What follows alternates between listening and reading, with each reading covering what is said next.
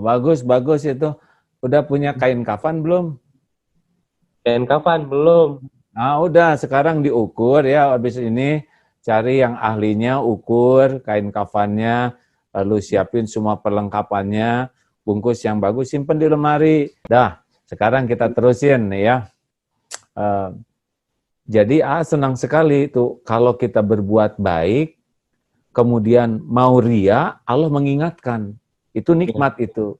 Karena ada orang yang hidupnya tuh pamer saja, segala dipamerin, apapun dipamerin, beli ini dipamerin, dan itu khawatirnya mengedukasi orang jadi hedonisme, ya kan? Jadi padahal kan masyarakat yang ikut jadi subscribe atau apapun kan tentu saja rezekinya levelnya berbeda-beda. Nah, khawatirnya. Nah, sekarang apa yang paling penting nih sesudah diuji dengan banyak subscriber ini? Mau diapain itu sejumlah itu, An? Kalau saya itu malah terkadang benar kepikiran juga kalau saya tuh bilangnya semua itu titipan ya, Kang, benar-benar saya tuh nggak mau terbuai dengan apa yang namanya ini saya bilang dunia lah, benar-benar titipan. Misalkan orang, lo hebat ya, udah segini, titipan itu cuma. Jadi kalau misalkan suatu saat kehilangan, saya tuh tidak merasa ngerengek-rengek karena saya tidak mau istilahnya, karena banyak ya waktu dulu juga papa saya bilang, untungnya saya dibekalin sama keluarga saya itu agama yang saya bilang apapun dilariin sama agama, walaupun saya dulu bandel banget, dan memang ternyata ketika saya harus berubah tidak dengan orang lain, harus dari diri sendiri. Walaupun mau orang tua ngomong apa sama saya, ceramah sama saya berapa jam pun saya tidak ampuh sama sekali. Ketika saya membaca buku, barulah saya sadar ketika dibilang tujuan hidup itu adalah ketika semuanya itu adalah titipan anak, pun titipan harta, ibu, orang tua, yang ada cuma kita sama amal ibadah. Nah, di situ saya langsung takut langsung mati. Saya setiap hari mikiran, besok saya mati aja pokoknya. Nah, saya Oh, mulai gitu itu, ya. Wah, ya, wah, wah, ini keren ini ya. Ini cerita nih ya, mumpung nyebut mati ya. Jadi memang, tapi ini bukan niat menggelincirkan hati ya. Ciri orang yang cerdas atau disebut akyas. Jadi kalau ingin tahu siapa orang yang cerdas, jangan lihat IQ-nya, jangan lihat gelarnya, tapi orang cerdas itu cirinya dua. Satu, banyak ingat mati, dan yang kedua, sibuk mempersiapkan untuk kehidupan sesudah mati. iya, Jadi kalau bagus itu, bagus, tidak banyak orang yang ingat mati, bagus, dan itu diobrolin tidak hanya diri ke istri, ke anak juga diajak ngobrol tentang kematian ini. Dan tidak horor, karena memang itu bisa terjadi kapanpun juga. Bisa lagi bikin YouTube, ya nggak, tiba-tiba kepleset, apalah, sangat mudah lah kalau takdir mati. Jadi kalau mati, ingat mati, terus jadi gimana kalau udah ingat mati tuh? Jadi kalau ingat mati itu saya, jadi setiap hari itu kalau misalkan saya besok mati itu pasti dengan adanya saya sekarang, dosa saya sekarang, pasti saya masuk neraka nih. Aduh, udah deh, saya minta ampun dulu deh. Sholatnya bisa kadang-kadang lama, makanya kadang-kadang kalau sholat mau cepet-cepet juga udah mikiran, itu orang-orang yang dikubur itu dia benar-benar mau balik lagi loh, cuman mungkin dengan satu waktu ini aja. Sedangkan kita dikasih sholat waktu ini, masa kita mau cepet-cepet gitu ya, saya bilang.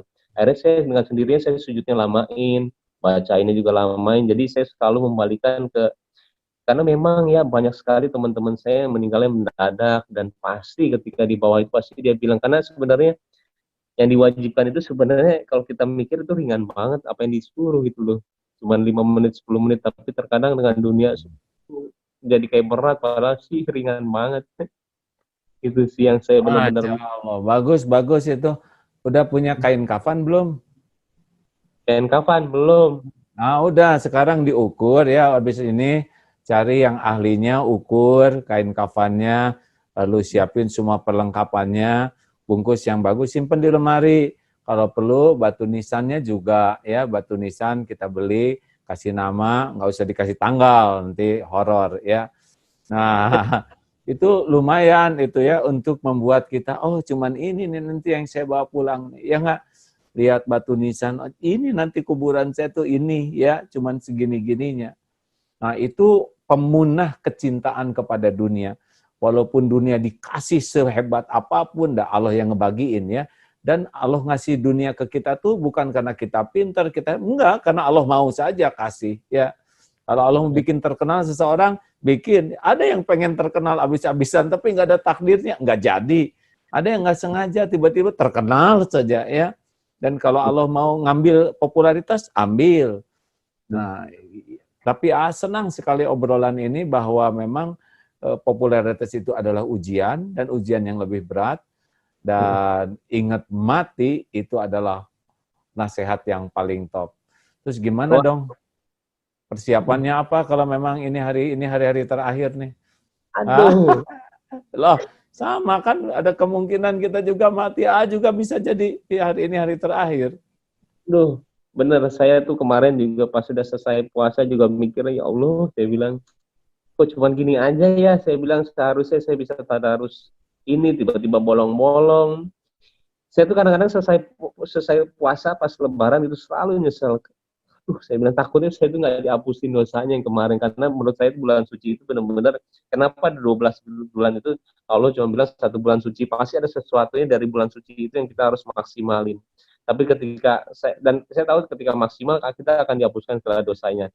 Nah takutnya saya kalau nggak maksimal tuh nggak dihapusin, dan saya terlalu banyak dosanya sih dari dulu sampai sekarang, makanya takut banget kalau udah bicara soal kematian. Apalagi kalau kita hari aja saya hampir telat subuh lagi, kayak pikiran takut, bener, semua itu kayak ketakutan semuanya yang ada, bener. Kalau saya ya. Jadi baguslah, sepanjang takut mati itu menjadi produktif tobat, menjadi produktif taat, menjadi produktif memberi manfaat, nah itu bagus.